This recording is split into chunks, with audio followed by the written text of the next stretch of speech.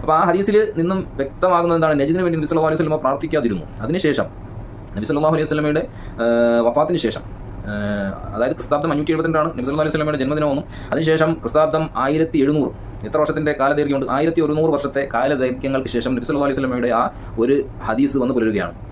Saudi അറേബ്യയിലെ നജിദ് എന്ന് പറയുന്ന പ്രദേശത്ത് നിന്ന് എന്ത് ചെയ്തു? ഇബ്നു അബ്ദുൽ വഹാബ് എന്ന ഒരു വ്യക്തി ഉദയം ചെയ്തു.